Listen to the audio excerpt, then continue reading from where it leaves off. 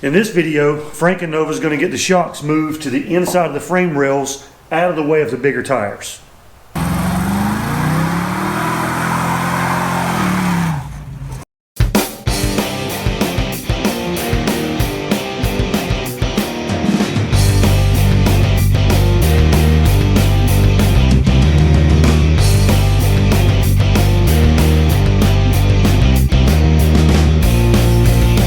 Welcome back, everybody. Appreciate you checking out my previous videos. If you haven't already, subscribe to the channel, hit the notification bell, and you won't miss any of my posts. Now, it's been a few days since I painted the bottom of the car. It looks great. I'm real happy with it. I've still got some rust in the trunk to deal with, but I'm not worried about that right now. So what I'm going to do is I want to relocate the shocks to inboard the frame rails so that I can put a bigger tire on here without having to worry about the shock clearing it. There's kits that relocate them. I don't want to use those for a couple of different reasons. The primary reason is most of the kits I can find, they put the shocks on the front side of the axle, and I don't want them on the front side of the axle. I think they're better on the back side of the axle. May not be, I may not be right, but I think they're better on the back side of the axle. Also, some of the kits turn the shocks at an angle, and I also don't think that's a great idea. QA1, I think, and a couple other different shock companies, they recommend that the shocks are on the back of the axle and straight up and down. This is a 74. The trunk pan's a little bit different. Even the 71, 72 trunk pans are different than the 68 through 70. Okay, one of the other issues I have with the aftermarket shock mount systems, other than the fact that they're in front of the axle, is that they're really not far enough up.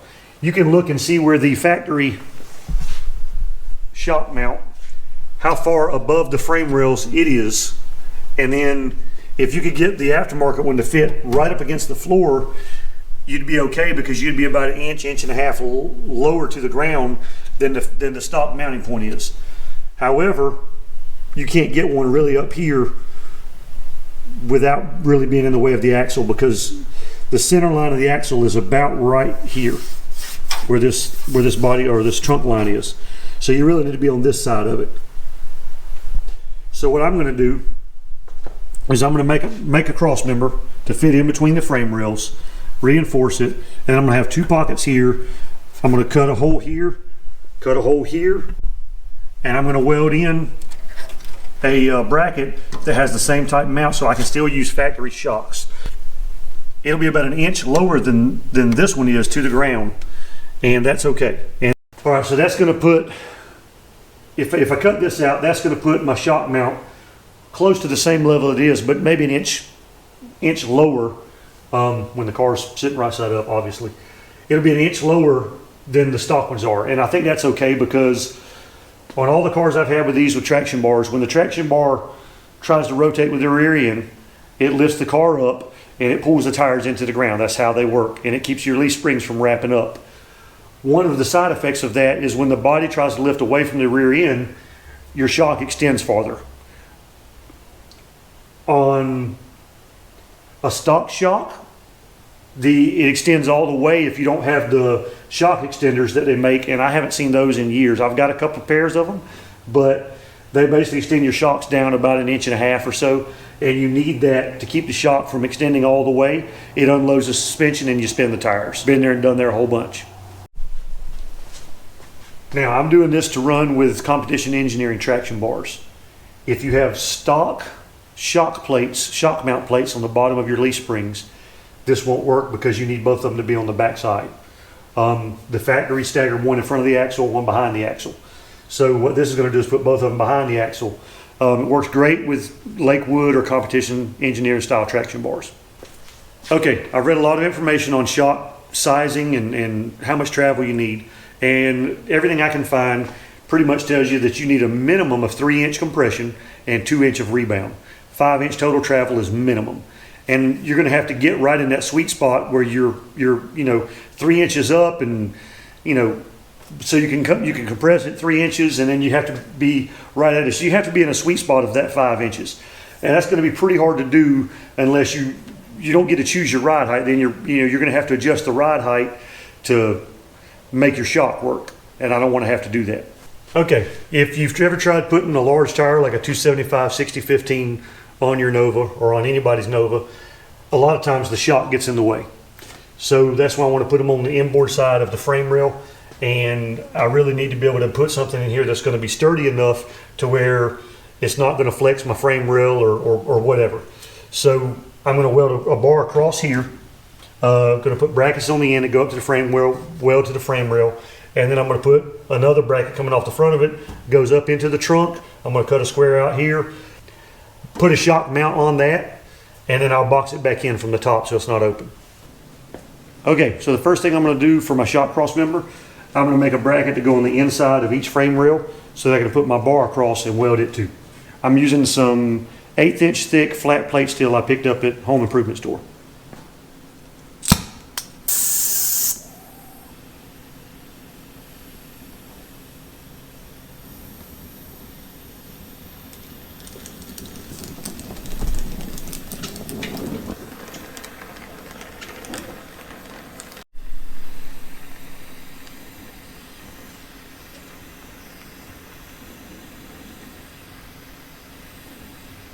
All right, let's see if that's hot enough and see if it bends in the right spot.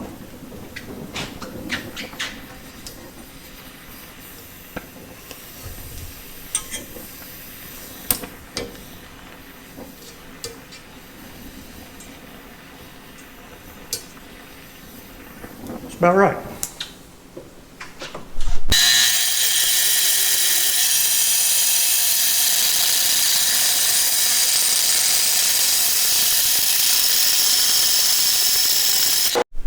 All right, so the first thing I did was I took some 1/8 inch steel and had it heated up and bend it with a torch because I don't have a brake that's strong enough to bend this.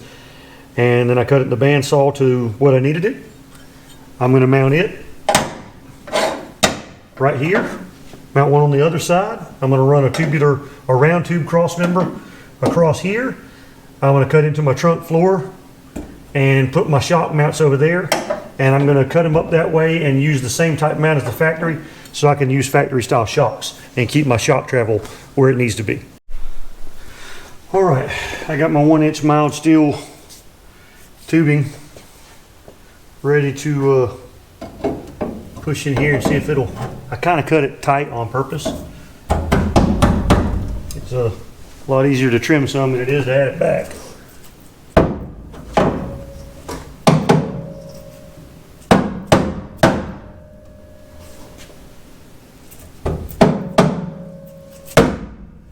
Now what I'm going to do is I'm going to get me a, you can't really level this. The cars, I wouldn't know, maybe the front of the frame or the rocker panel, but it'd be awful hard to get this kind of level this way using a level. So what I'm going to do is I'm just going to use some measurements off some points that I know are the same distances apart. So I'm going to get that kind of straight in there. I'm going to tack it at each end and make sure it's the same distance off the trunk floor and get it as close that way as I can. I'm going to figure out how long my brackets need to be, and then we'll get in there and get it kind of tacked in place and start fabbing up our brackets.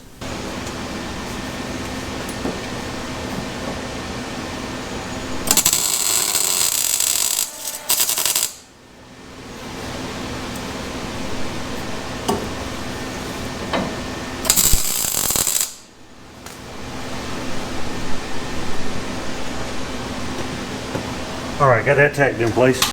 Okay, and what I did on this to try to keep my measurements the same or close, I measured from this hole because it's the same on both sides, and how I figured that out is I measured from the center of the leaf spring bushing eye to this hole. I've got the same hole down here, and they're exactly the same distance from the leaf spring eye. I kind of used that as a benchmark, and then I measured from here to where I put my mark here to take all my measurements, which is, you can see a little scribe right there. Same thing on the bottom. And then what I did was I actually took to measure this bar, I measured it away from these two, which I made sure these old muffler mount brackets were in the same distance from this, also kind of using these as a reference. Then I took a level and I put it across here and here while I had this bracket in place. And then I measured the distance to my, I did like this, and then I measured the distance to the bar to make sure the bar was the same distance from the frame rail as far as from here to here. So, and I had that at about 1 inch. Now, I just tacked it in place because I'm probably gonna have to go in and adjust that a little bit. Hope not. Hopefully it's fine where it is. I kind of think it's right where it needs to be. But when I put these pockets on, I want them to be kind of level with the car instead of at an angle or anything. They need to be level, or at least somewhat perpendicular to the floor, parallel to the floor, perpendicular to the shock. So what I'm going to do is I'm going to put me a notch here where I think the first one needs to go, and then I'll actually cut out a whole hole the size of my bracket, and once I get that done, I can tack all the brackets in place, check everything, and then I'll finish weld it, and then I'll weld it in place. All right, I got the templates for my brackets cut out on the shock bracket. So I've got the side brackets and I've got the plate my shock mount will be on. Got to cut the hole out here, drill my 2 holes here, weld nuts to the back, and then I took the bandsaw. I cut these with the bandsaw that I just bought, and now I'm going to use the die grinder and cut out some of the metal here and clean that up a little bit. That's the bit I'm using, so it cleans pretty fast. Okay, I've got my everything made. Took a little work. I ended up using a plasma cutter anyway, and it's not great, but you know, for what it's doing, it's fine. It's not perfect, but oh well. All right, I'm gonna get these welded up now, and then we'll get everything put back in the car and fitted there. So I got this hole cut. I got my bracket on there. I got it tacked right here. I'm gonna finish welding it. Y'all don't make fun of my welds.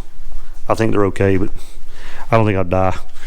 These are still tacked, and these are tacked. Those are finished. But I've got to cut the hole in the bottom. And if you're doing a 73 or 74, the trunk pan's different than the 68 to 72.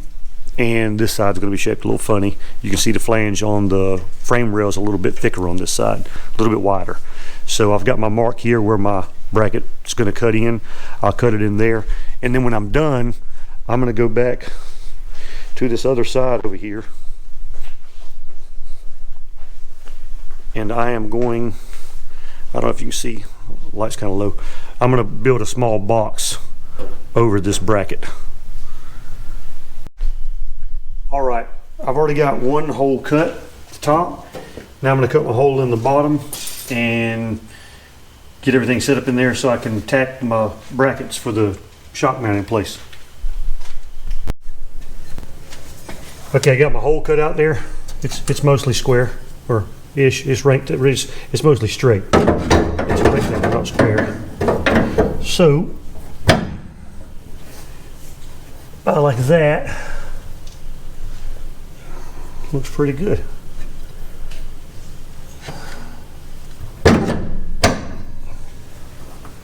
think the bottom needs to be trimmed a little bit because it needs to, right there.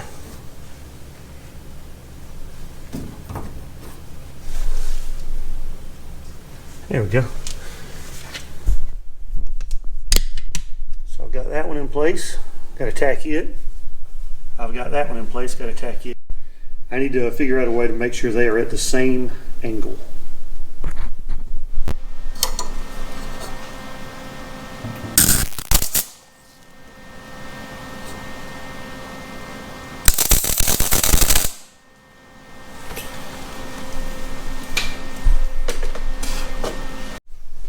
All right, before I fully weld these, I'm going to make sure I've got them at the same relative angle. So what I did was I chalked them up in the vise. I'm going to hit it with my sanding wheel real quick. Make sure I got all the slag off of it to make sure I get a good reading. Make sure it's flat as it's going to get. And then I'm going to put my digital level on it and make sure both of them are at the same angle relative to where the crossbar is. And pretty close is close enough for me. I mean, you want them the same, but I'm not going to fight too much for over half a degree or degree. If I can get it within about 1.5 degrees, I'll leave it because I think it'll be okay. there's probably that much variation in the factory unibody.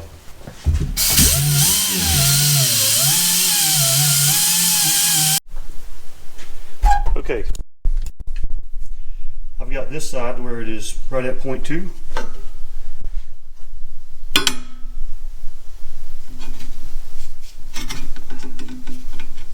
No, my bracket's not really that safe, so that point 6.0. So I'm going to go ahead and move this one up a little bit and see how close I can get it.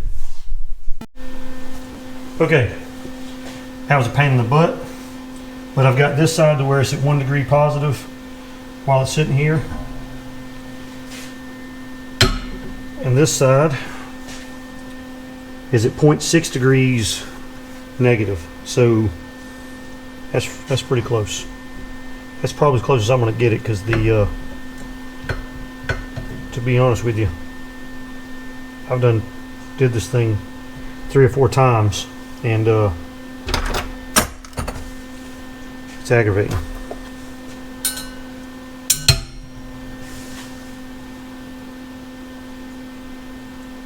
All right, so the difference pretty much is that washer, and I'm completely okay with it.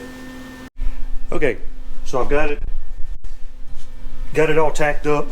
I got to re-weld this nut. The other one I had on here I didn't have welded good enough, so I'm going to check this one, make sure it's welded good. I know these two are better off. I've already tried them. I'm going to tap on that one and see. I'm going to go ahead and get all this welded, and then we'll get it welded to the car. All right. There's my bracket all welded up, and now I've just got to make sure it's going to fit okay, mark my spots on the frame rails, and weld it in.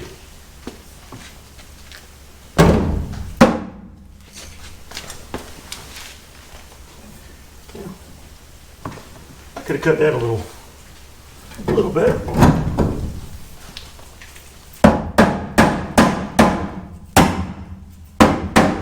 Right.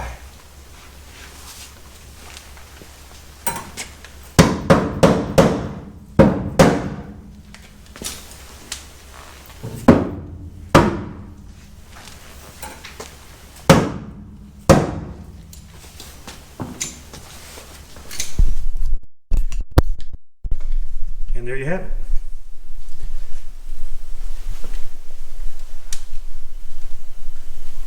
I probably should have clearanced this a little bit better so that it would fit without having to beat it in there, but that's okay.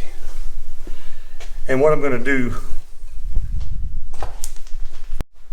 I'm going to come around here on this side, and I'm going to build me a little box over this and hide all that.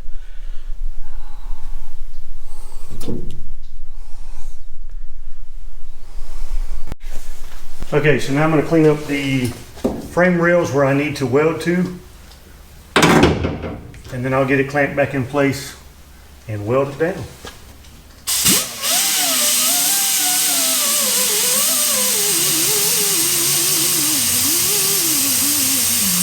Okay, that's done. Almost. I ran out of gas for my welder, so I've got to come back and finish this tomorrow after I get some more gas. Anyway, so this ends up being about an inch lower than these mounts when the car is going to be sitting right side up, and that's a good thing because I don't know if I got to clean my shop up. All right, I don't know if any of you guys have ever used the shock extenders that they make for the factory style shock mounts, but a lot of times using traction bars, the car will lift up a little bit and you'll overextend the shock. So they actually make a shock extender. Mr. Gasket used to make them. I haven't seen them in a long time, but I'm sure they're probably still there. But anyway, lowering this about an inch probably helps with that. I can still use a factory shock. I've got tons of options. If, you know, whatever factory shock I want to use, if it's a drag shock or just a KYB or a Coney, if it's a factory shock, I can put it back here and use it. Now, I probably did change the shock. Well, I know I did change the shock geometry a little bit, but I'm not too concerned about it. What I did was I measured off the leaf spring to where my shocks are going to be probably inboard just a little bit at the top, and then they're going to mount to my competition engineering traction bars at the bottom.